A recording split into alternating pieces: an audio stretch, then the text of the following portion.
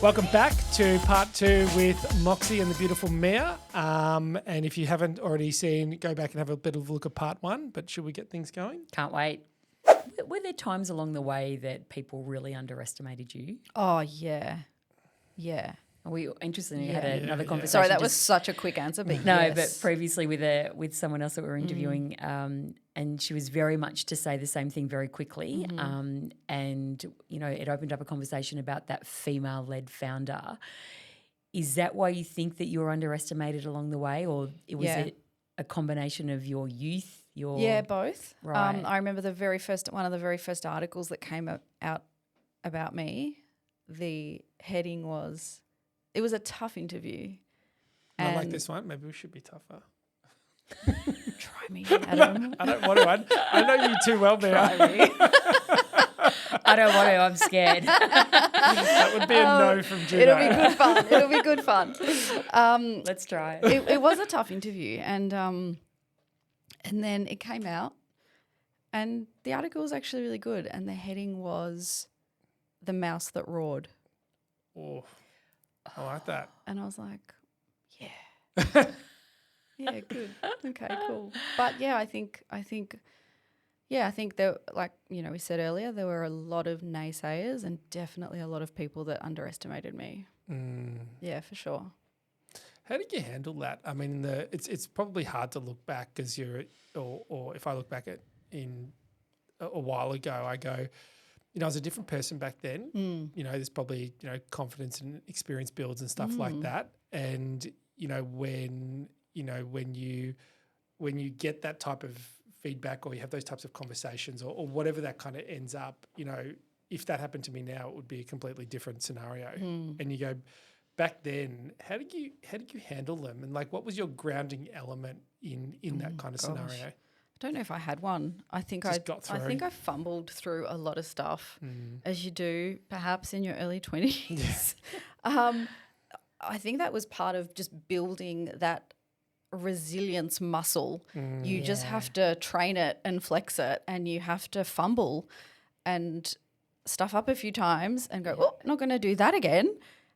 I think it's all part of it. I don't think you have it figured out, and I just think sometimes it's just all part of the learning process, right? Yeah. Especially in those early days. But yeah, I think I took on every opportunity that I could, and there were some that made me very nervous and very anxious. And I remember my very first public speaking gig, and it was in front of like 200 people, and the room was so dark and I couldn't see anyone in the audience, and I was so nervous. And I remember, and this is back in the day of when Big Brother had come out, and I don't know for anyone listening to this if they're even going to remember, but I was so nervous. And at one point I was talking about how my then boss, when I had resigned from my job to start the business, told me that, which I didn't tell him that I was leaving to start the business, but I told him that I was leaving. And anyway, he told me that I would never get a better job.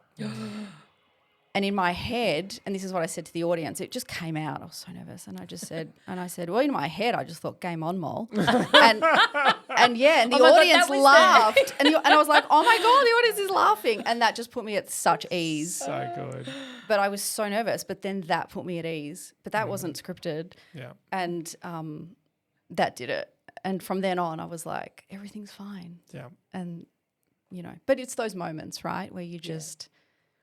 I think you just, maybe have to have a bit of moxie, which means to have guts, determination, courage, right? Yeah. Yeah. But you just learn as you go. Yeah. Yeah. So we sort of, and probably something that I'm more vocal about is I see a lot of both male and female very successful people get up on stage and give a speech and how amazing they are and how wonderful they are and how much they've been successful and credit to them.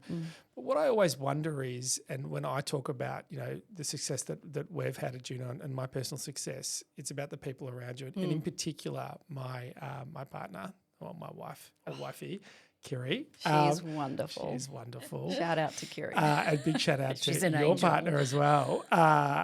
Did you engineer that? Did he pay you for this? Is this where we're going? He's a very, very beautiful person. He I is. kind of want to. I want to kind of explore that a little bit to go, because everyone gets some people a bit more independent. Some people work with their wives and husbands or partners or whatever, and then.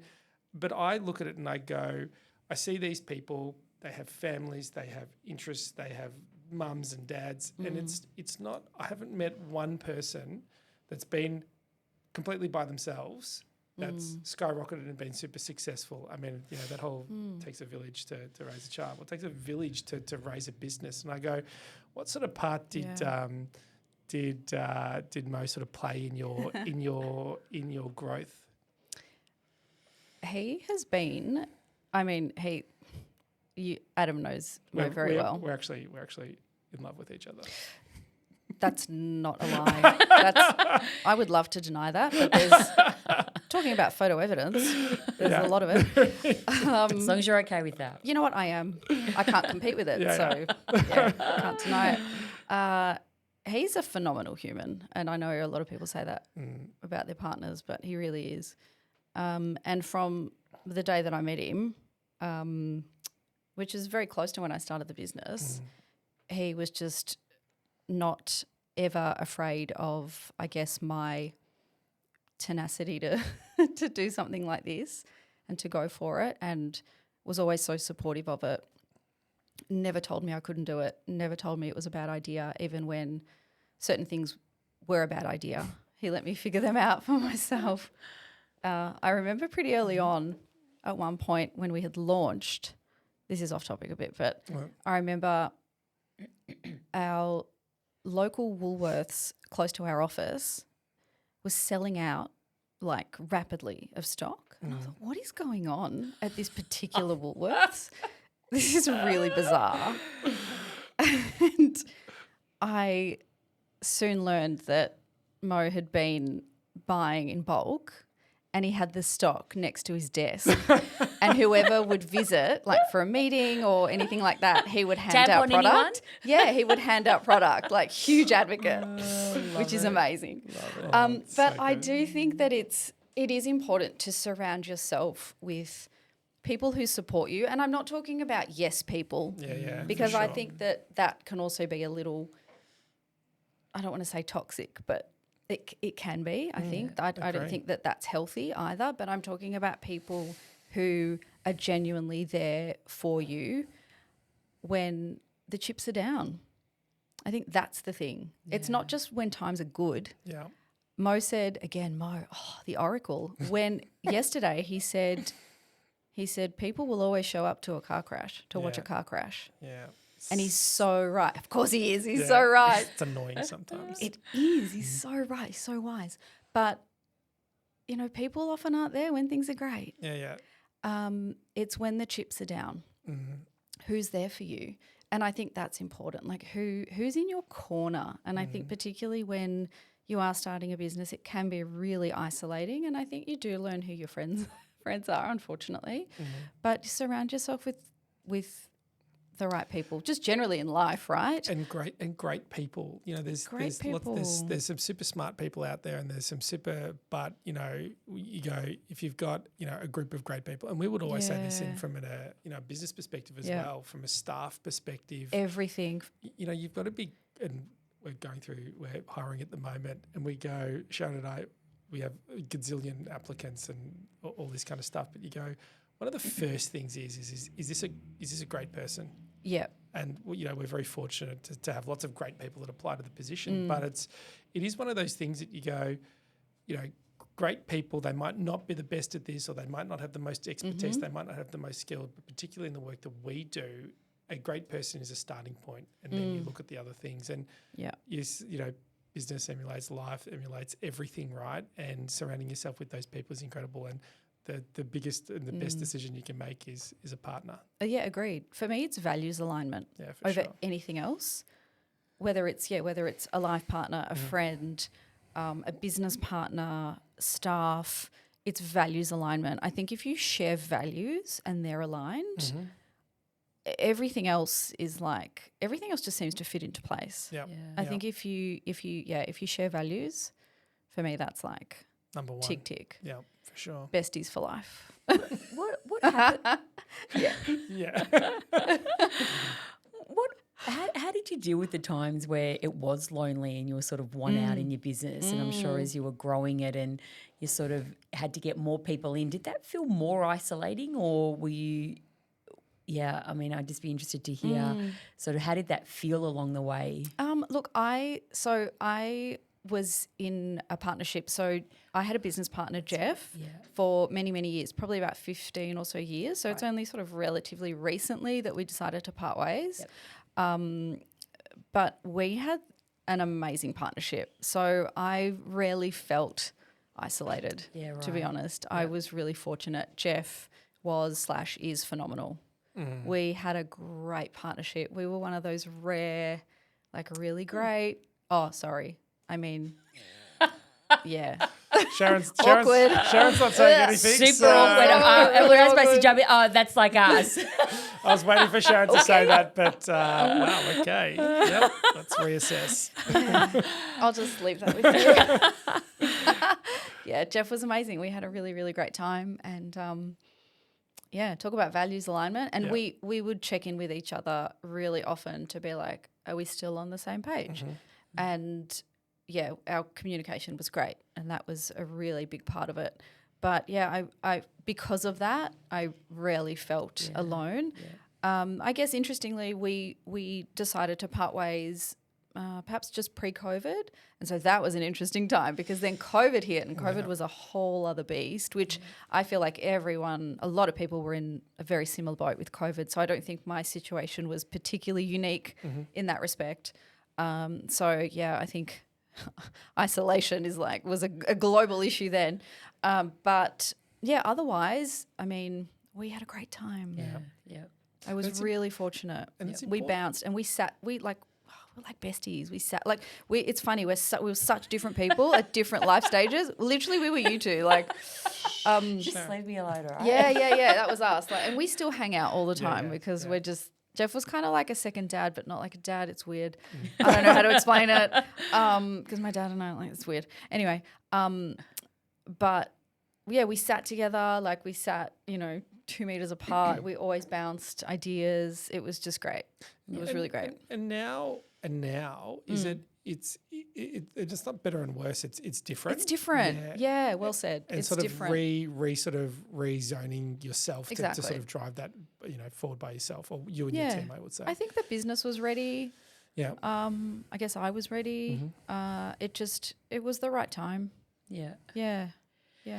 I was reading an article of an interview that you'd done a couple of years ago. Okay.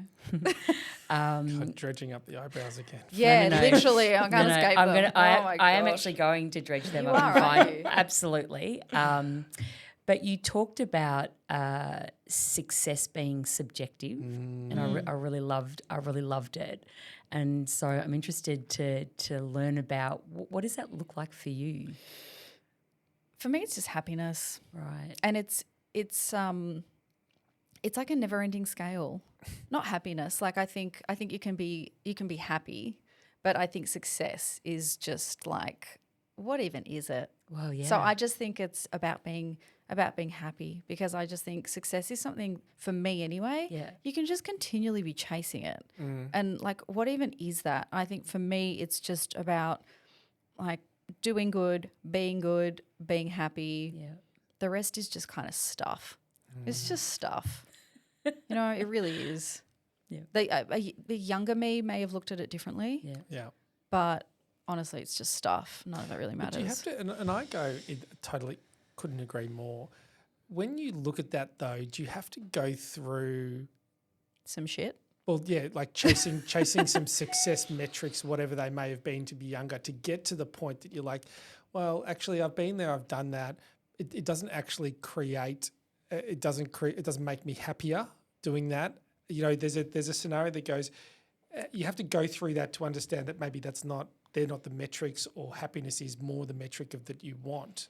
Or, if someone was starting out today, do you go, well, don't worry about that, because I would say that would be challenging to push that business forward without driving some of those success metrics. Interestingly, no. It's more some life experiences and having, you know, people close to me, really close to me, go through some things. Yeah. It's just perspective.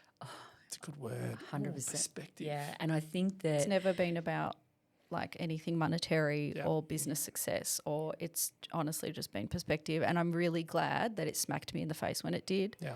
And just a few wake-up calls. Yeah, I mean, I think that, and life can bring those to you at any point in time. That's not necessarily over time. It's at a point in time that, you know, perspective is to your point, it can smack you in the face and change the way you look at things. Yeah. Yeah. Not saying that I wouldn't appreciate a yacht in Greece. Well, I feel like that's on the like, card. Have you not been invited to the Juno one? What? Did you not invite me? Sharron, you're so mean to me. I know. It's awkward. It's awkward. I've got a question, and it's funny because I went back. I have always been following you guys, but took more of a bigger look into it before this, which is the educational process of you know, your products. And you know, as a male, I'd say it was somewhat confronting. Now I come from a pretty open. I mean, you've obviously met some of my family members as well, so I come from a pretty open type of let's say family life. You know, a lot of things are talked about. I found it challenging and confronting, and I obviously have a little baby girl, and I would ask the question. Kiri's obviously always going to be around, but if it was up to me as a male, how do I approach that topic with my daughter? Because I look at that and I say, I'm sure that there's some people out there in that position. Yeah. And that's really challenging. Yeah. So as the Oracle, what would you suggest? Gosh, that's quite a title. Mo is the Oracle, so Mia did define him earlier on. Yeah, I should ask Mo this question. Oh, I know. I'm really glad you brought this up, because you're right. There are a lot of just parents in general, carers, guardians in this situation, and I feel like perhaps I don't want to say the worst thing to do, because everyone parents differently and every family dynamic is different. But again, in my experience and from what we see on TikTok with 1.4 million people on the platform in our community, I guess the thing that I would say that perhaps not to do is to ignore it. Yeah. Because kids are terrified about what's happening to their bodies and they're really unaware. Yeah. And so what they're doing is that they're coming to TikTok to get the answers, which, look, again, we try and create the safest space. It's incredible. We work with, you know, a team of experts, gynecologists, doctors, etc. We then have Miss Moxie, who's like a big sister vibes, to deliver the information. Yeah. And it's really factual. We don't use fluffy names for body parts. We call them what they are. We do use anatomically correct models to demonstrate, because literally kids don't even know their body parts.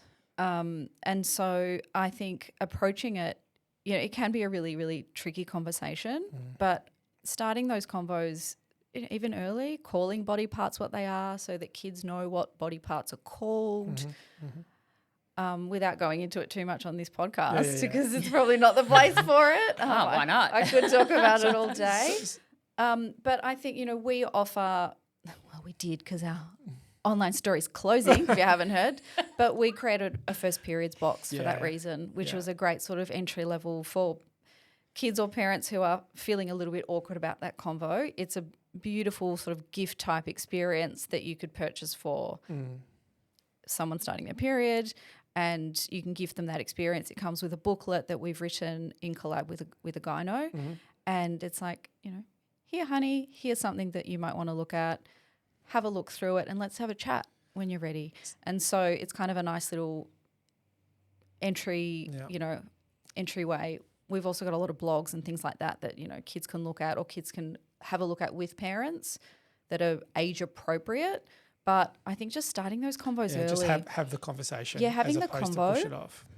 Absolutely. Yeah. And it can be really you're just very subtle, not bombarding them, not like let's sit down and have a big chat. It's really confronting. It's really awkward. Kids hate it. Yeah. Just really softly, things like you might start to notice this. That's really normal. That's really normal. Don't worry about it. Yeah. Or like, mummy gets that too, or that happens to dad. That's really normal. Yeah.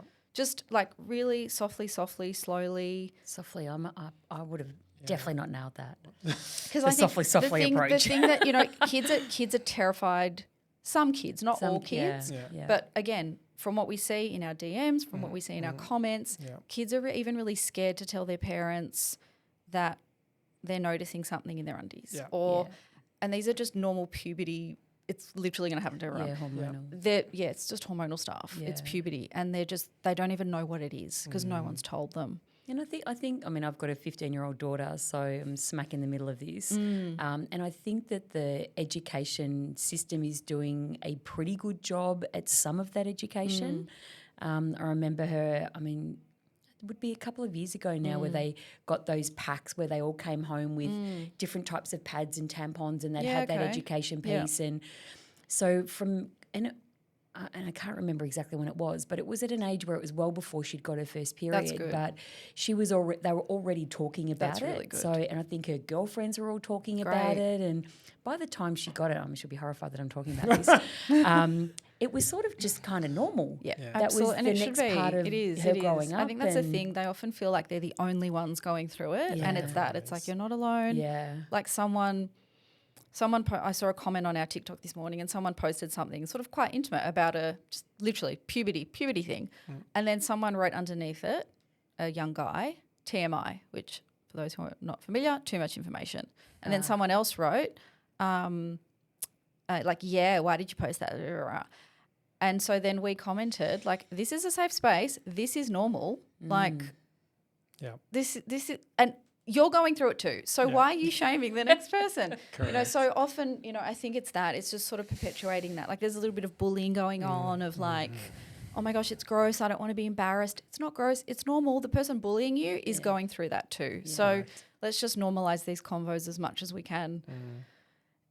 We have some undoing to do, but we'll get there. One TikTok at a time. I also think, like, again, I've got a 18-year-old son, and he will openly talk about it as well. And I think that sort of, there doesn't have to be that embarrassment either. And I think one of the best things is, and this is what we say on our TikTok, is like when the boys say, "I'm boy, why am I here? Why is this on my For You page?"